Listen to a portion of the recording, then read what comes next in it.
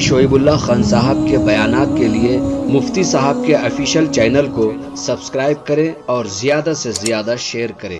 باب ما جاء ليمينه من كفر الأحلام والنهى. وبه قال حدثنا بشر بن علي الجهضمي وقال حدثنا يزيد بن زريع قال حدثنا خالد الحذاء عن أبي معشر عن إبراهيم عن علقمة عن عبد الله رضي الله عنه عن النبي صلى الله عليه وسلم قال ليميني منكم أولو الأحلام والنهى ثم الذين يلونهم ثم الذين يلونهم ولا تختلفوا فتختلف قلوبكم وإياكم وهيشات الأسواق. وفي الباب عن أبي بن كعب وأبي مسعود وأبي سعيد والبراء وأنس رضي الله عنهم. قال أبو عيسى حديث ابن مسعود حديث حسن غريب. وروي عن النبي صلى الله عليه وسلم أنه كان يعجبه أن يليه المهاجرون والأنصار ليحفظوا عنه. وخالد الحذاء وخالد بن مهران يبنى أبو المنازل. سمعت محمد بن إسماعيل يقول إن خالد الحذاء ما حلال علم قط إنما كان يجلس إلى حذاء فنسب إليه. وأبو معشر اسمه زياد بن قليب. باب ما جاء ليليني منكم أولو الأحلام والنهى. یہ باب اس بارے میں ہے کہ اللہ کے نبی علیہ الصلوۃ والسلام نے فرمایا تھا لیلینی منکم، چاہیے کہ میرے سے ملے رہیں وہ لوگ جو تم میں سے اولو الاحلام اور اولو النہا ہیں۔ لیلینی چاہیے کہ میرے سے قریب رہیں، میرے سے ملے رہیں، منکم تم میں سے اولو الاحلام والنہا، احلام والے اور نہا والے۔ احلام حلم کی جمع ہے، اس کے معنی خواب کے آتے ہیں۔ اولو الاحلام سے مراد بالغ لوگ، بڑے لوگ، نہا عقل کو کہتے ہیں۔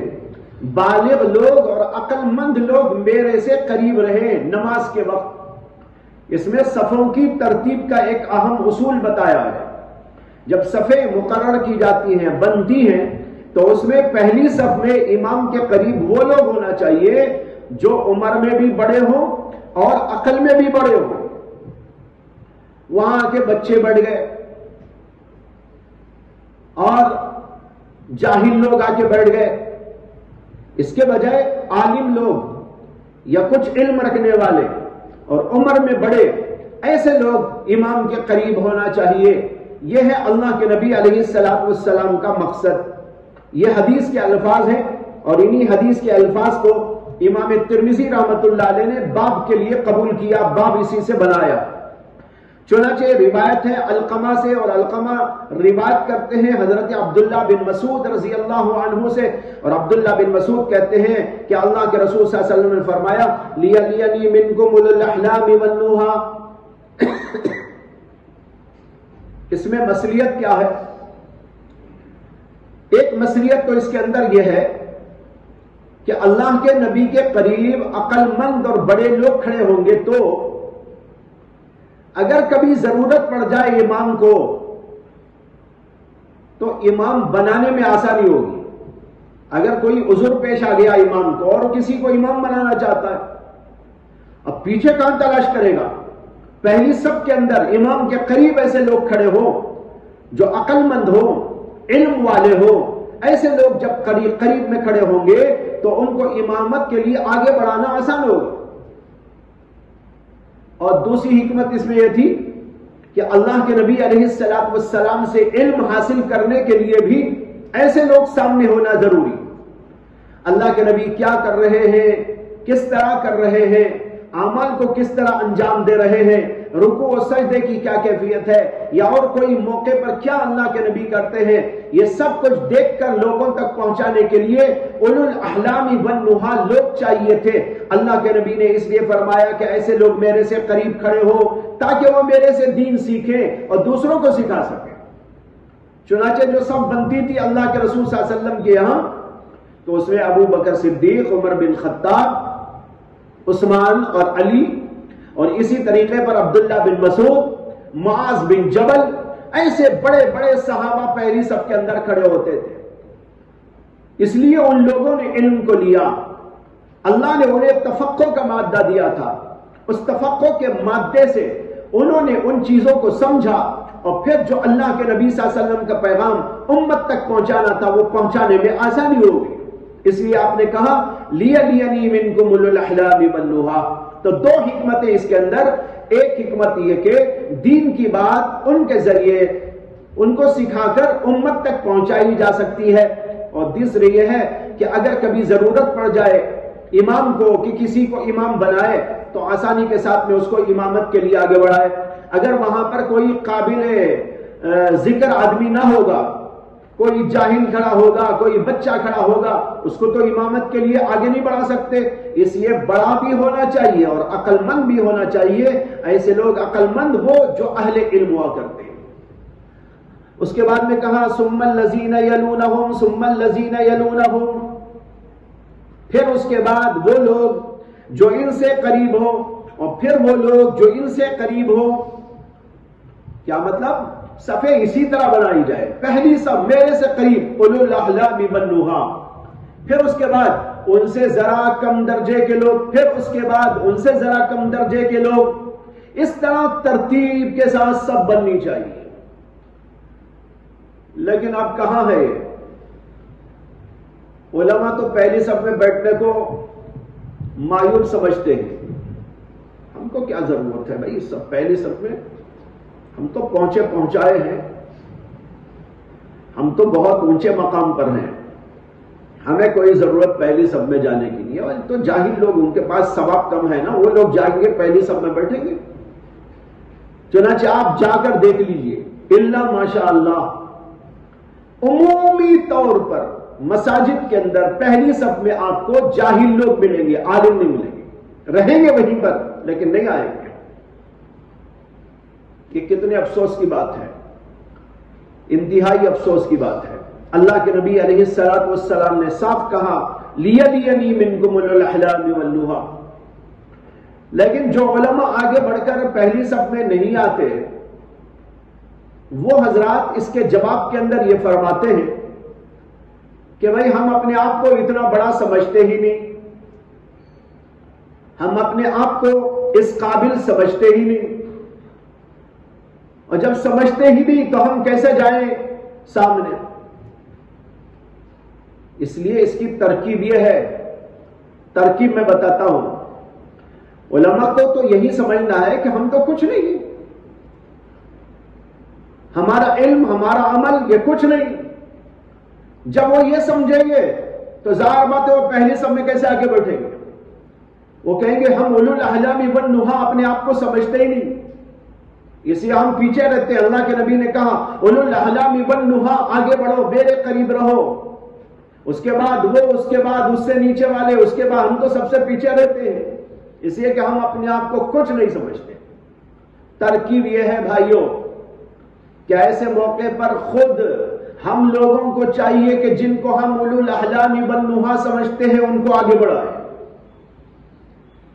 ہم خود ان کو آگے بڑھائیں۔ مثال کے طور پر میں آپ کو بتاتا ہوں، آپ یہاں کے طلبہ ہیں، یہاں اساتذہ بھی موجود ہیں جن سے آپ لوگ پڑھتے ہیں۔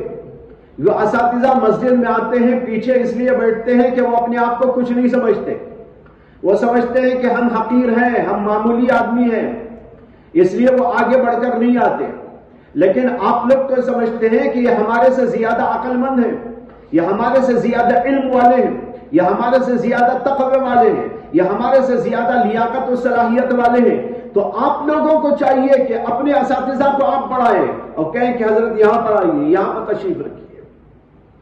آگے بات سمجھ میں نہیں آئی؟ یہ ہونا چاہیے، لیکن اب یہ نہیں ہوتا۔ طلبہ جا کے سامنے بیٹھے رہتے ہیں، استاد آگے پیچھے بیٹھے رہتے ہیں۔ اب وہ بیچارے اس لیے آگے نہیں بڑھتے کہ اپنے آپ کو کچھ نہیں سمجھتے۔ جب کچھ نہیں سمجھتے تو وہ یہ کہ کہیں کہ بھائی تم خالی کرو جگہ، یہ جگہ ہماری ہے۔ طلبہ بیٹھے ہو اور اساتذہ آگے کہیں یہ جگہ تو ہمارے لیے ہے، ہم اولو الاحلام والنہیٰ ہیں، اس لیے جگہ خالی کرو۔ بولیں گے؟ ظاہر بات نہیں بولیں گے، کوئی بھی نہیں بولے گا، بولنا بھی نہیں چاہیے۔ تو اللہ کے نبی علیہ السلام نے جو حدیث بیان کی ہے، اس کا مطلب یہ ہے کہ جو کم درجے کے لوگ ہیں وہ بڑے درجے کے لوگوں کو خود آگے بڑھائے اور کہیں کہ حضرت آپ آگے چلیے، مولانا آپ آگے تشریف لائیے۔ کوئی مہمانوں میں بڑا عالم آ جائے، ہمیں چاہیے کہ جگہ خالی کر کے اس کو آگے بڑھائے۔ بعض جگہ تو ایسا ہوتا ہے لیکن عام طور پر نہیں ہوتا۔ علماء آتے ہیں، پیچھے کھڑے رہتے ہیں، کوئی ان کو نہیں بولتا کہ آپ کا مقام ہے، آپ آگے ہوئے۔ یہ ایک کمی ہے جس کو دور کرنے کی ضرورت ہے، اور یہ اساتذہ اور طلبہ کے درمیان کی جو بات میں نے کہی، اس کے اوپر تو آپ لوگ خود عمل کرنا شروع کریں، دورے کے طلبہ خود اس کے اوپر عمل کرنا شروع کریں، اساتذہ کو اپنے آگے بڑھائیں اور ان کو پہلی صفوں میں لے جا کے بٹھائیں، ان کے لیے جگہ خالی رکھیں اور اس کی کوشش کریں یہاں اساتذہ بیٹھا کریں گے بھائی آج سے۔ ابھی دیکھیں گے کہ ظہر میں کیا قصہ ہوتا ہے اور آپ لوگ کس طرح کرتے ہیں۔ اگر کوئی تاخیر سے بھی آ رہا ہے، جگہ خالی کر کے پہنچا دو آگے۔ یہ ہماری لیاقت اور صلاحیت کی دلیل ہے، ہمارے اندر نیکی کے جذبے کی دلیل ہے۔ اگر ایسا نہیں کرتے تو پھر یہ بات ہمارے اندر کی خرابی کی دلیل ہے۔ اس لیے میں نے ذرا کھل کر آپ کے سامنے عرض کر دیا ہے۔ میرے لیے تو جگہ چھوڑ دیتے ہیں، اس لیے آپ کا شکر گزار ہوں، لیکن میں یہ بول رہا ہوں کہ دیگر اساتذہ کے ساتھ بھی ویسا ہی سلوک کرو۔ سمجھ میں آیا؟ ہاں اچھا، یہ ہو گئی بات۔ اس کے بعد میں ہے وَلَا تَخْتَلِفُوا فَتَخْتَلِفُوا قُلُوبُكُمْ، اور آپس میں اختلاف نہ کرو بس تمہارے دلوں میں اختلاف پیدا ہو جائے گا یا تمہارے دل مختلف ہو جائیں گے۔ علماء لکھتے ہیں کہ یہاں اختلاف سے مراد ہے صفوں کا اختلاف، یعنی تسویہ صفوف نہ کرنا، تسویہ صفوف نہ کر کے کوئی آگے کوئی پیچھے کوئی بے ڈھنگا کھڑا ہو، یہ صفوں کی ترتیب میں اختلاف نہ رکھو۔ اگر صفوں کی ترتیب میں اختلاف رکھو گے تو فَتَخْتَلِفُ قُلُوبُكُمْ، تمہارے دلوں میں اختلاف پیدا ہو جائے گا۔ یہ وہی بات ہے جو اوپر عرض کر دی گزشتہ باب میں، لَيُخَالِفَنَّ اللَّهُ بَيْنَ وُجُوهِكُمْ، اس کے دو مطالب میں سے ایک مطلب یہ بیان کیا تھا، بین وجوہکم اے بینکم، تمہارے درمیان اختلاف ہوگا، تمہارے دلوں میں اختلاف پیدا کر دیں گے۔ اس لیے صفوں کی درستگی کو قائم کرو تاکہ تمہارے دلوں میں اختلاف نہ پیدا ہو۔ وہی مفہوم یہاں پر اللہ کے نبی بیان کر رہے ہیں، لا تختلفوا فتختلف قلوبکم، صفوں کے درمیان میں اختلاف نہ کرو ورنہ تمہارے دلوں میں اختلاف پیدا ہو جائے گا۔ وہی بات دوسرے انداز سے یہاں پیش کی گئی۔ آگے کہا وَإِيَّاكُمْ وَحَيْشَاتِ الْأَسْوَاقِ، اور تم بچو، ایاکم اور بچو تم، وَحَيْشَاتِ الْأَسْوَاقِ، بازار کی چیخ پکار سے۔ حیشات شور و غل، شور و غل کو کہتے ہیں حیشات، بازاروں کے شور و غل سے بچا کرو۔ اس کا کیا مطلب ہے؟ بعض علماء کہتے ہیں کہ اس کا مطلب یہ ہے کہ مسجد میں جب آؤ تو مسجد کے اندر اس کا لحاظ رکھو کہ بازاروں کی طرح چیخ پکار نہ کرو، شور و غل نہ کرو، وہاں سکون، اطمینان اور سکوت ہونا چاہیے، ذکر اذکار میں مشغول ہونا چاہیے۔ وہاں زور زور سے پکارنا اور شور و غل کرنا یہ بات روا نہیں ہے۔ یہ مسجد سے متعلق اللہ کے نبی نے حکم دیا ہے، اس لیے کہ اوپر بھی مسجد ہی سے متعلق حکم ہے، لِيَلِيَنِي مِنْكُمُ أُولُو الْأَحْلَامِ وَالنُّهَىٰ، اور لا تختلفوا فتختلف قلوبکم، یہ صفوں کی ترتیب کے اصول بتائے جا رہے ہیں۔ اسی سلسلے میں یہ بھی بتایا کہ مسجد کے اندر جہاں پر تمہیں صفوں کو درست رکھنا ہے وہیں پر ایک بات یہ بھی ہے کہ وہاں پر شور و غل نہ کرو جیسے کہ بازاروں کا شور و غل ہوتا ہے۔ وَإِيَّاكُمْ حَيْشَاتِ الْأَسْوَاقِ، بعض لوگوں نے کہا کہ نہیں، یہ ایک مستقل حکم ہے، مسجد سے متعلق نہیں، مسجد ہو یا مسجد نہ ہو، ہر جگہ پر مسلمان کی شان یہ ہے کہ وہ بازاروں میں جیسے چیخ و پکار اور شور و غل و ہنگامہ ہوتا ہے، اس طرح کی ہنگامہ آرائی اور شور و غل سے بچ کے رہے۔ بازاروں میں دیکھا ہوگا کہ لوگوں کا کیا حال ہوتا ہے، چیختے رہتے ہیں، پکارتے رہتے ہیں، وہ اسے بلاتا رہتا ہے، وہ ادھر سے کچھ بولتا رہتا ہے. اور خاص طور پر مشہور ہے مچھلی بازار کا شور و غل. لوگ جب دیکھتے ہیں نا شور و غل بہت ہو رہا ہے تو کہتے ہیں کیا بھائی مچھلی بازار بنا دیا اس نے. مجھے پہلے سمجھ میں نہیں آتا تھا کہ مچھلی بازار کی کیوں جو ہے تشبیہ دی جاتی ہے، مچھلی بازار سے کیا تعلق. لیکن بعد میں مجھے سمجھ میں آیا جب میں نے خود مچھلی بازار کی ایک بار سیر کی، انڈیا میں نہیں بلکہ عمان میں حافظ سلیم حسن صاحب جو یہاں بھی تھے، تو وہ ایک بار مجھے لے کر چلے گئے فجر کے فوری بعد. اللہ اکبر، تب سمجھ میں آیا کہ واقعی جن لوگوں نے یہ مثال دی ہے دیکھ کر ہی دی. اتنا ہنگامہ، عرب والے پورے اتنا ہنگامہ شور جس کی کبھی میں نے جو ہے اس کا تجربہ نہیں کیا تھا. اس سے پہلے تو کبھی میں گیا نہیں تھا بازار، پہلی دفعہ وہاں گیا اور وہی آخری دفعہ بھی ہے اب تک کے لیے، پھر کبھی دوبارہ نہیں گیا. عجیب و غریب ہنگامہ دیکھا، عجیب و غریب شور و غل دیکھا. اللہ کے نبی علیہ الصلوۃ والسلام بازاروں جیسے شور و غل سے ہم کو منع کرتے ہیں کہ کہیں بھی رہو، مسجد ہو، مدرسہ ہو، کوئی اور جگہ ہو یا اپنا گھر ہو، ہر جگہ پر اس کا لحاظ رکھنا چاہیے کہ شور و غل نہیں ہونا چاہیے. بات چیت اچھی انداز سے کریں اور بات چیت کا لب و لہجہ سنجیدہ، متانت والا اور تہذیب والا، شائستگی والا ہوگا تو کہاں ہنگامہ ہوگا، شور و ہنگامہ ہوگا. اس لیے شور و غل سے بچا کرو. اس کے بعد میں کہتے ہیں وفی الباب عن ابی بن کعب وابی مسعود وابی سعید والبراء وانس قال ابو عیسی حدیث ابن مسعود حدیث حسن صحیح غریب. عبداللہ بن مسعود کی حدیث حسن ہے، صحیح ہے، غریب ہے. وقد روی عن النبی صلی اللہ علیہ وسلم انه كان يعجبه ان يليه المهاجرون والانصار ليحفظوا عنه. اور اللہ کے نبی سے ایک حدیث یہ بھی مروی ہے کہ اللہ کے رسول علیہ الصلوۃ والسلام پسند کرتے تھے کہ آپ کے قریب مہاجر و انصار صحابہ کھڑے ہو، لیحفظوا عنہ، تاکہ حضور سے باتوں کو ضبط کرے، آپ کی باتوں کو محفوظ کرے. میں نے عرض کر دیا تھا آپ کو، حضور نے کیوں کہا کہ میرے سے قریب ہو کر اولو الاحلام والنہا کھڑے ہو؟ ایک وجہ یہ کہ اللہ کے نبی کی باتوں کو دیکھ کر اسے حفظ کرے، یاد رکھے، دلوں میں جمائے، تاکہ پھر دوسروں کو بتا سکے. ایک پیغام، ایک دوسروں تک پیغام پہنچانا اس کا مقصد.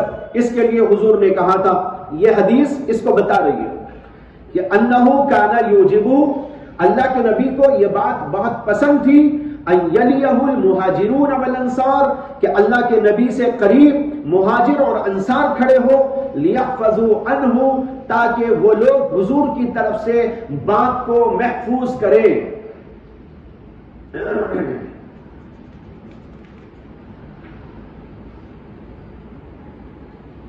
اس کے بعد میں کہتے ہیں وہ خالد الحذاء و خالد ابن مہران یکنا ابا المنازل. اس روایت کے راویوں میں لیلینی منکم اولو الاحلام جو حدیث گزری، اس کے راویوں میں ایک راوی ہے خالد الحذاء.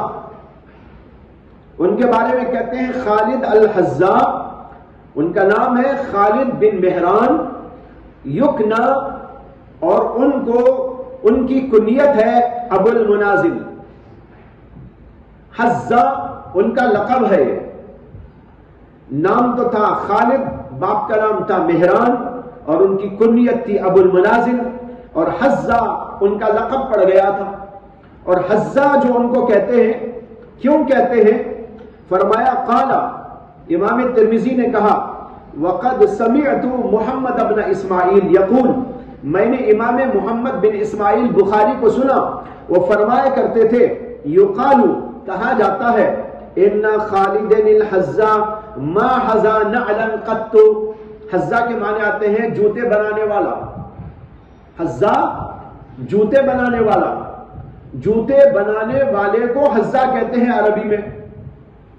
امام بخاری کہتے ہیں خالد الحذاء نے کبھی ایک جوتا بھی نہیں بنایا. ان خالد الحذاء ما حذا نعلا قط، ایک جوتا بھی کبھی انہوں نے عمر میں نہیں بنایا. لیکن ان کو حذاء اس لیے کہتے ہیں انما کان یجلس الی حذاء، وہ ایک جوتے بنانے والے کے پاس بیٹھا کرتے تھے. فنسب الیہ، اس لیے ان کی طرف اس کی نسبت کر دی گئی اور ان کو بھی حذاء کہا جانے لگا. صحبت کی تاثیر دیکھو کہاں تک پہنچتی ہے. جوتے والے کے پاس بیٹھے تو نام ان کا بھی جوتے والا ہو گیا، حالانکہ بہت بڑے عالم تھے، محدث تھے، اور راویان حدیث میں ان کا بہت بڑا مقام ہے. لیکن اس کے باوجود جوتے بنانے والے کے پاس دوستی تھی ان کی، جا جا کر بیٹھا کرتے تھے، اس لیے لوگوں نے ان کو بھی حذاء کا خطاب دے دیا. اور ابو معشر جو دوسرے راوی ہیں ان کا نام ہے زیاد بن کلیب.